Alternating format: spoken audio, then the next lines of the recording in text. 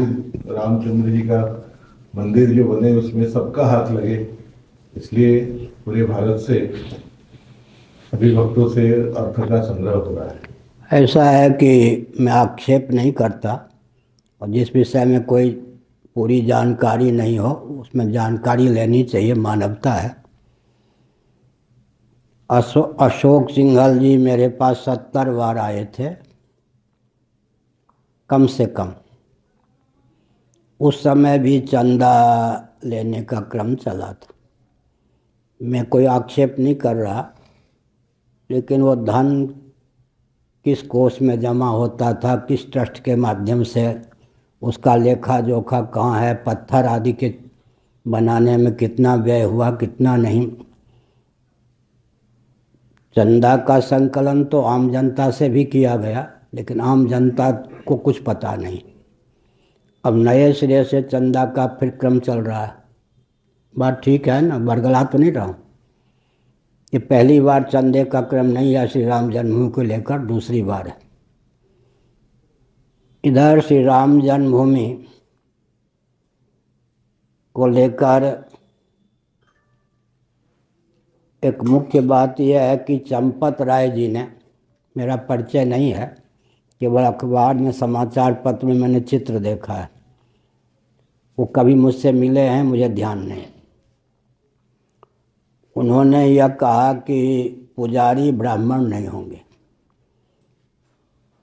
अम्बेडकर साहब की कोई मूर्ति बने, वहाँ अगर यह बात कही जाए सुसंगत है। मर्यादा पुरुषोत्तम रामभद्र का मंदिर बने उनकी जन्मभूमि में यथास्थान, और यह घोषणा करना कि पुजारी ब्राह्मण नहीं होंगे, तो स्पष्ट है कि राम जी का सेकुलरकरण कर रहे आप लोग। या तो आप अंधेरे में हैं, चंपत राय जी का वक्तव्य आपको मालूम नहीं है, या आप राम जी को सेकुलर बनाने के फिराक में हैं।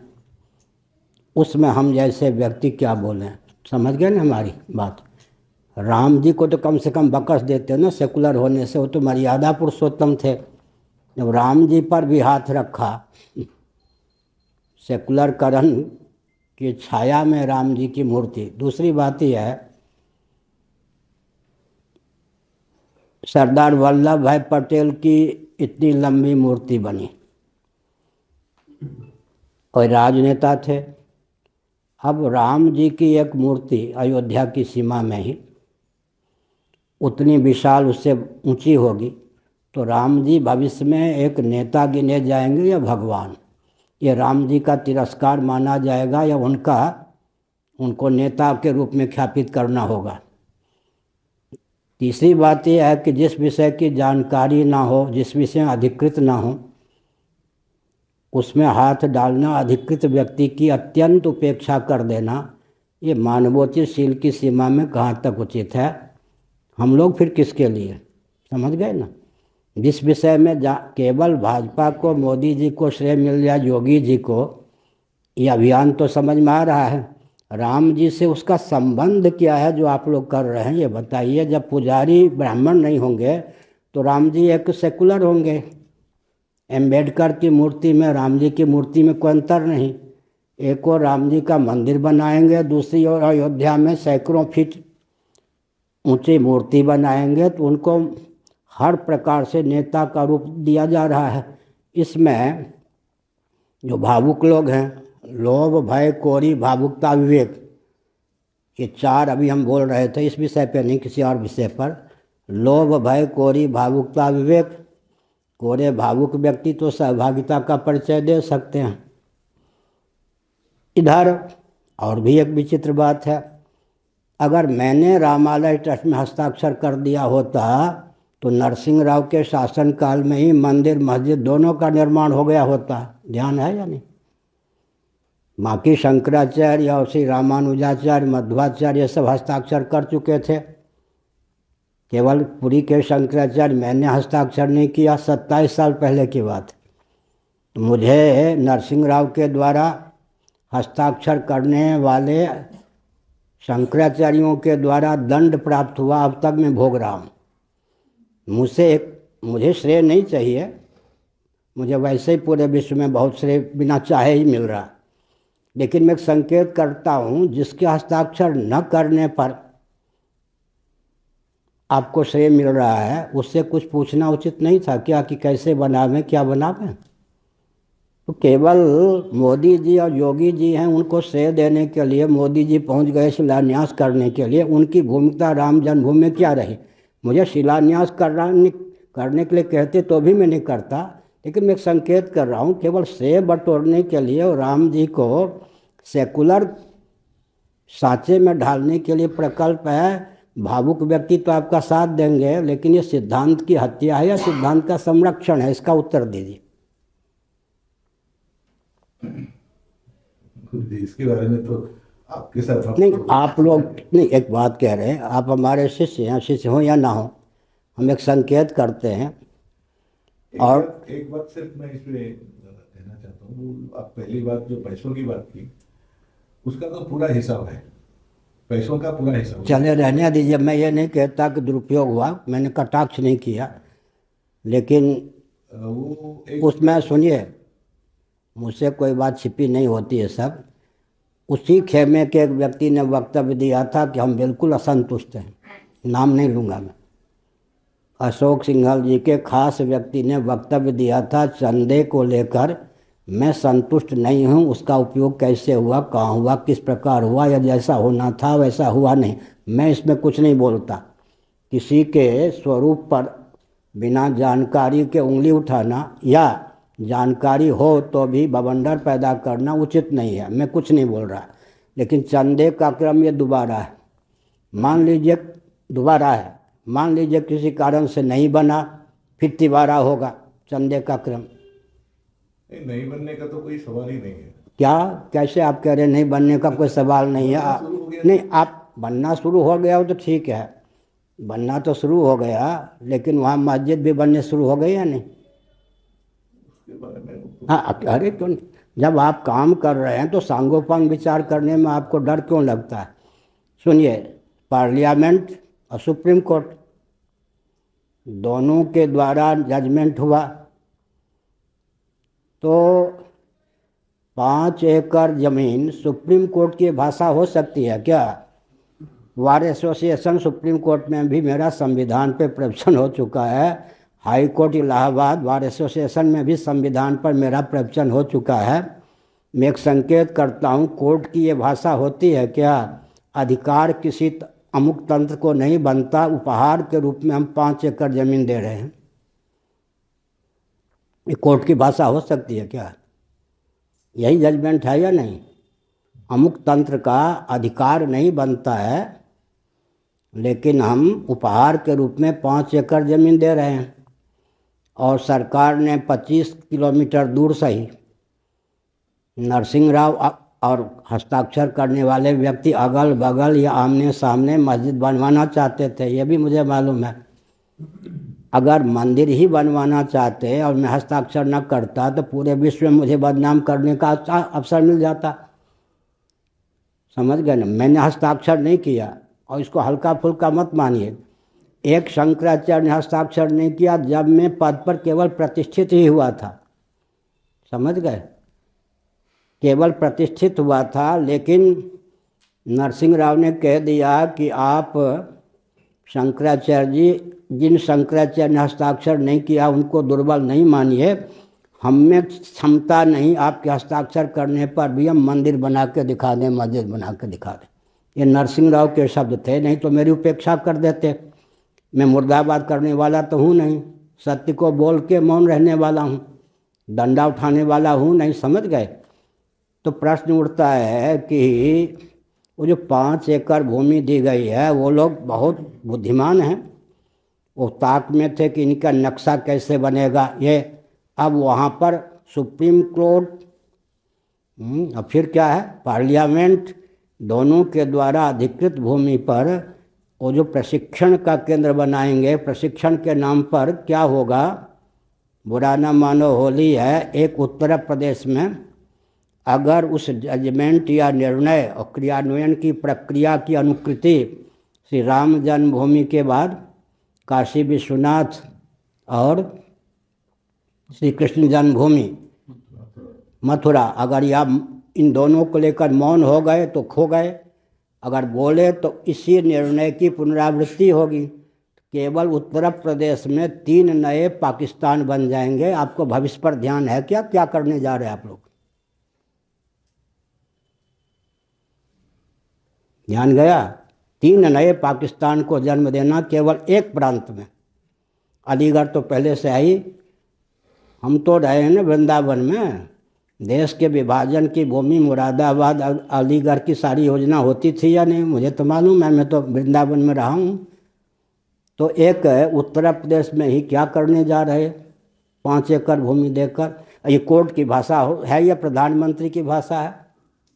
श्री जगन्नाथ जी को लेकर जो निर्णय आया था रथ यात्रा का, वो कोर्ट की भाषा थी, चीफ जस्टिस की भाषा थी, लेकिन उसमें प्रधानमंत्री और यहाँ के मुख्यमंत्री की भाषा नहीं थी क्या?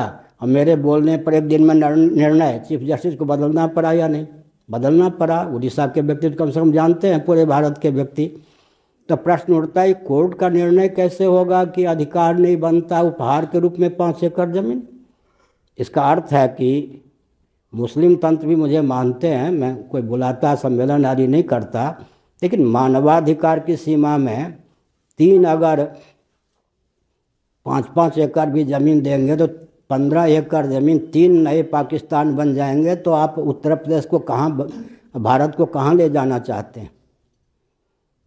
राम जी का विरोधी में कैसे हो सकता, राम मंदिर का विरोधी कैसे हो सकता?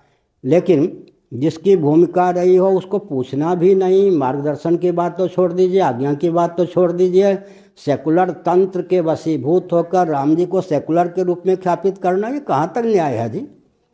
आपने कहा मंदिर बनने जा रहा है, वो मंदिर बनेगा।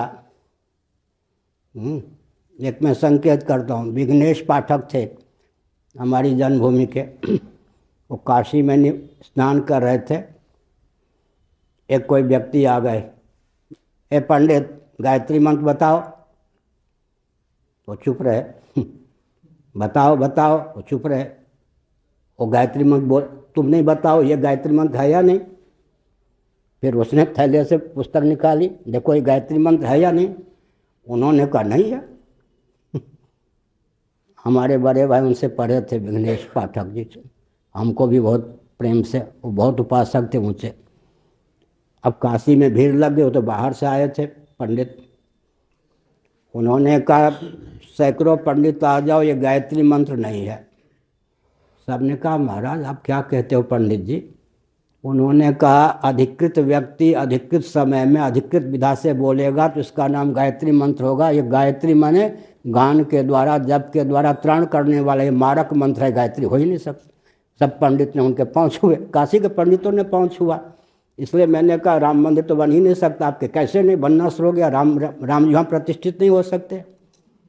राम जी के सिद्धांत पर ही राम जी के नाम पर प्रहार आप कर रहे, तो राम जी की मूर्ति होगी या कोई और मूर्ति होगी? इसलिए मैंने जो कहा होश में कहा है ना, बेहोश में नहीं, भांग वांग नहीं खाता हूँ। राम जी हो ही नहीं सकते वो।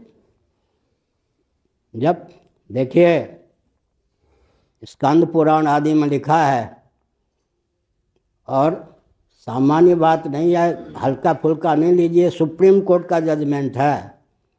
मेरे वाक्यों को 24 बिंदुओं को लगभग पहली बार में सुप्रीम कोर्ट के चीफ जस्टिस ने जजमेंट का रूप दिया है। गजपत जी परेशान हैं कि शंकराचार्य ने जो, मैंने 24 बिंदु गजपत जी को भेज दिया था कि 24 बिंदु में दे रहा हूँ श्री जगन्नाथ मंदिर को लेकर। 24 बिंदुओं में पहले ही, अब तो 1 साल हो गए निर्णय दिए,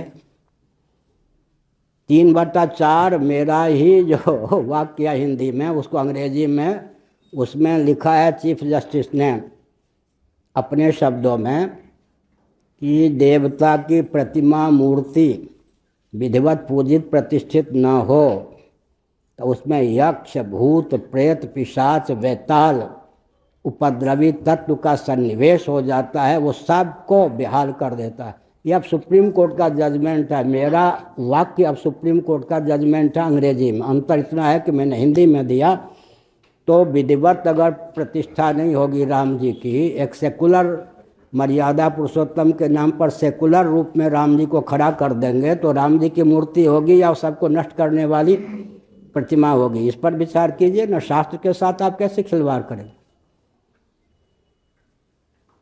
शास्त्र को आप ऐसे मानेंगे, गप सप मानेंगे क्या?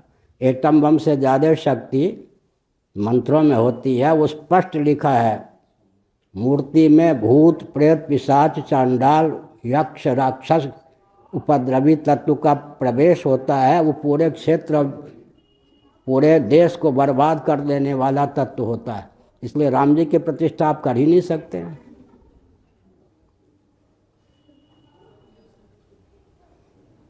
और कहिए, आप कह रहे राम जी की प्रतिष्ठा हो रही, हो ही नहीं सकती राम जी की प्रतिष्ठा। इस भावना से आप नहीं आए होंगे, धन्यवाद, हम भी साथ हैं, यही कहलवाने के लिए आए होंगे। लेकिन सत्य तो सत्य है, सुरक्षित तो रहेगा ना सत्य। कभी कोई विप्लव होगा तो कम से कम ये वक्तव्य एक व्यक्ति ने शंकराचार्य के पद से, फिर सरासर अन्याय है जी। मोदी जी का क्या हाथ है राम मंदिर में जी? हमें श्रेय नहीं चाहिए, लेकिन मोदी जी को विचार करना चाहिए, आपकी क्या भूमिका राम मंदिर को लेकर है। एक बार भी राम जी को लेकर कुछ बोले नहीं। केवल 25 किलोमीटर दूर, वो भी जब घुसने वाले थे उससे पहले राम जी के बारे में एक वाक्य बोले। मोदी जी की कोई भूमिका नहीं राम जन्मभूमि को लेकर। श्रेय उनको जाए, हमें आपत्ति नहीं, लाडले प्यारे प्रधानमंत्री हैं और मेरे पास यहाँ बैठे भी हैं 45 मिनटों तक बाल गोपाल के समान, जब वो प्रधानमंत्री होने वाले थे। तो मैंने एक संकेत किया, सरासर अत्याचार है, अन्याय है राम जी के नाम पर। आपका शासन है, आपके पास सेना है, इसलिए आप कुछ भी कर सकते हैं राम जी के नाम पर, और हम लोग कुछ रह ही नहीं गए। मन धर्म, एक विचित्र बात है, अशोक सिंघल जी ने जो उनके मंच पर आ जाता था शंकराचार्य का प्रमाण पत्र देना प्रारंभ किया। 25 शंकराचार्य बना दिया। या अराजकता थी या राष्ट्रभक्ति थी?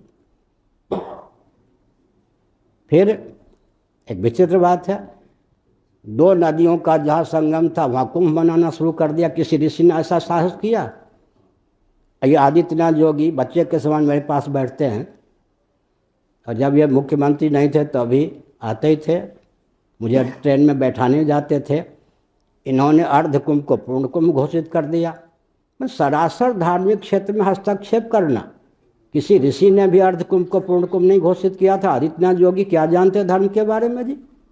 मेरे सामने बच्चे हैं, कहते हैं मैं आपका बच्चा हूँ। अशोक सिंघल जी को क्या अधिकार था? जो आवे मंच पर शंकराचार्य, जहाँ 2 नदी का संगम वहीं पर कुंभ। ऋषियों ने भी 5-6 कुंभ नहीं बनाया। सरासर अत्याचार है ना। एक आप लोग सामाजिक संगठन के व्यक्ति हैं, वो धार्मिक क्षेत्र में सरासर अपने शासन के नाम पर हस्तक्षेप किए जा रहे हैं। ये कौन सी बात हुई? आप कहेंगे हमारे ऊपर से ऑर्डर आया है तो हमारे ऊपर उससे ऑर्डर आया है। हाँ, हमारी गति ब्रह्मलोक तक है, विष्णु लोक तक है। हम ऐसे नहीं हैं अरे गरे न थूक है। आपको ऊपर से आया है क्या? मोहन भागवत जी से ऑर्डर आया होगा, चंपत राय से। हमारे पास जहाँ राम जी रहते वहाँ से ऑर्डर आया है सरासर अत्याचार है। जब मैं किसी को मुख्यमंत्री नहीं बनाता, प्रधानमंत्री नहीं बनाता, जबकि शंकराचार्य का पद है, शासकों पर शासन करने का पद है। आप लोग तो सुन के चौंक जाएंगे। शंकराचार्य का पद शासकों पर शासन करने का। देखिए संविधान, शंकराचार्य का पद शासकों पर शासन करने का है। हम मुख्यमंत्री नहीं बनाते, प्रधानमंत्री नहीं बनाते, आपके क्षेत्र में कोई हस्तक्षेप नहीं करते। प्रधानमंत्री कौन हो, मुख्यमंत्री कौन हो, तो आपको क्या अधिकार हो गया कि राम मंदिर बनाने का? अधिकार आपको कहाँ से आ गया? किसने दिया अधिकार? केवल आपका शासन है इसलिए मन माना, इसलिए ना, और तो क्या है आपके पास? लेकिन जिनकी बात मैं कर रहा हूँ उनके साथ प्रकृति भी है, उनकी शक्ति प्रकृति है। प्रकृति एक चांटा मारती है ना तूफान आंधी के माध्यम से, रावण जैसे दुर्दांत व्यक्ति के होश ठिकाने हो जाते हैं। समझ गए? प्रकृति के चांटे लगते हैं तब। मर्यादा का अतिक्रमण करना, अपनी सीमा। एक हेडगेवार जी ने एक संगठन बनाया था, बहुत अच्छा शासन कर लीजिए आप, लाडले प्यारे हैं, लेकिन आप धार्मिक आध्यात्मिक क्षेत्र में भी एक छत्र सम्राट अपना स्थापित करना और शंकराचार्य की गद्दी को, आचार्यों की गद्दी को तिरस्कृत करके उनको अपना प्रचारक बना लेना, जैसे नेहरू जी ने किया ना भारत साथ समाज, ऐसे ही संतों को अपना प्रचारक बना के वोट बैंक बना लेना। मरा गया संत होगा वो साथ देगा। हम ही देखते, हम तो विघ्न नहीं डालने जा रहे आप नहीं आते तो बोलते भी नहीं। और गोपाल हैं, महापात्र हैं, आपको राम जी, राम गोपाल नाम रखना चाहिए बहुत अच्छा हुआ। वो ठीक नहीं, प्रकृति न्याय करती है, समझ गए, प्रकृति के यहाँ न्याय नहीं। अब राम मंदिर बनाने जा रहे हैं या राम जी के नाम पर कुछ और बनाने जा रहे हैं? भाजपा को श्रेय मिले, उसके शासनकाल में राम मंदिर बन गया, बन जाए, लेकिन आप सेकुलर राम जी को बनाएंगे तो राम जी रहेंगे वहाँ? राम जी की प्रतिष्ठा होगी या किसी और की प्रतिष्ठा होगी? और जो वहाँ पर शिलान्यास हुआ है, कोई सामग्री थी शिलान्यास की? ऐसे कृत्रिम ढंग से ये बिछा दिया गया था, कोई वहाँ धरती भी नहीं ठीक से समतल, सब सब आर्टिफिशियल, सब बनावटी, सब दिखावा से लेने के लिए ये सब ठीक। ये एटम बम से भी ज़्यादा धार्मिक आध्यात्मिक क्षेत्र में है। कम से कम राम जी के साथ खिलवाड़ मत कीजिए आप लोग। बनाइए, बहुत बढ़िया बहुत धैर्य धारण करके आए होंगे।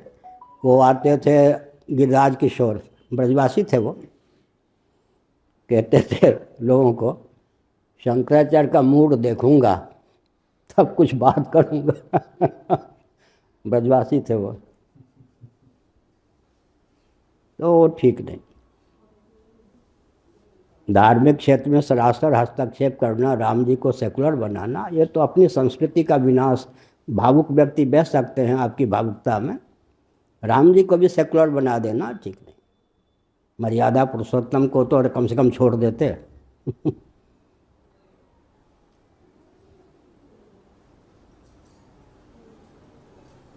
अरे इनको भूख लग गई होगी सुनते सुनते नहीं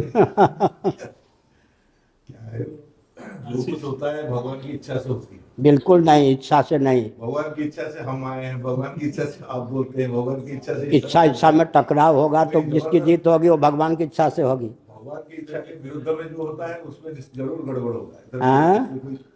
भगवान की इच्छा के विरुद्ध में कोई चीज हो, अब ये बोल रहे हैं, गड़बड़ होगी। ये बोल रहे हैं महापात्र गोपाल जी, भगवान की इच्छा के विरुद्ध जो होता है उसमें विघ्न जरूर पड़ता। भी कह रहे थे कौन रोक लेगा? भगवान की इच्छा है कि कलयुग में वो सेकुलर बन जाए, कि भगवान की इच्छा हो सकती है? सुनिए सुनिए सुनिए, भगवान की इच्छा का ज्ञान कहाँ से होगा? शास्त्रीय संविधान से। क्या अगर बुद्ध होकर भी भगवान आएंगे, बोलेंगे, कहेंगे आप जाइए, आपकी बात नहीं मानते। बुद्ध का वचन, भगवान का, ब्राह्मण कुल में हुए बुद्ध, ये गौतम बुद्ध अलग थे। ब्राह्मण कुल में भगवान विष्णु वे बुद्ध है, वो भी किसी काम प्रयोजन से छलयस लिखा है ना जयदेव जी ने, छल पूर्वक कुछ बोल देंगे, आपको हम भगवान मान सकते, आपकी वाणी को प्रमाण नहीं मान सकते, शास्त्रीय है। बौद्धावतार को हमने माना, बौद्धावतारे पढ़ते या नहीं, आपकी वाणी को नहीं मान सकते, क्योंकि छल पूर्वक जो यज्ञ इत्यादि में अधिकृत न हो करके आहुति डालते थे, उनको का इसमें क्या रखा है भार झोंकने में, यूँ चलो।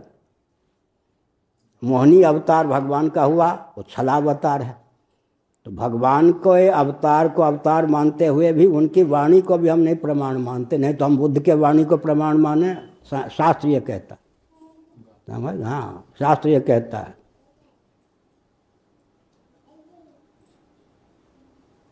हमें एक अस्तित्व की रक्षा, यथास्थान मंदिर बन रहा है, लेकिन अस्तित्व की रक्षा भी ठीक से नहीं।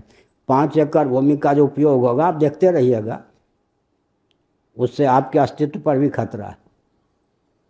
ध्यान गया या नहीं? और आदर्श की रक्षा तो है ही नहीं। ना होने की अपेक्षा होना ठीक, ये कहते हैं ना, ना होने की अपेक्षा होना ठीक, ये लोग कहते हैं। लेकिन गड़बड़ होने की अपेक्षा ना होना ठीक, ये भी ठीक है सबसे बड़ी बात है अपनी सीमा का अतिक्रमण नहीं करना चाहिए। एक संघ बनाया था हेडगेवार जी ने, आपने श्री गोलवलकर जी का कितना प्रवचन सुना? ना, हमने सुना है प्रयाग में श्री गोलवलकर जी का हमने प्रवचन सुना। उस मंच पर सभी शंकराचार्य थे, वहाँ मैंने प्रवचन सुना है श्री गोलवलकर जी का। प्रयाग की बात है। श्री में लगा रहा हूँ, ऐसा नहीं नाम ले रहा हूँ, श्री गोलवलकर जी। एक स्वयंसेवक की सीमा संस्था थी ना, और एक सेना और शासन दोनों ठीक है। क्षत्रिय सैनिक भी होते थे, शासक भी बन जाते थे कोई राजा। तो शिवसेना फिर शासक भी हैं। अब वो विश्व हिंदू परिषद, आरएसएस, स्वयंसेवक सैनिक हैं आप लोग, शासक बन गए, उसमें भी हमें कोई आपत्ति नहीं है। लेकिन धार्मिक क्षेत्र का उल्लंघन करना, अतिक्रमण करना, इसमें भी अपना एकाधिकार मानना उचित नहीं।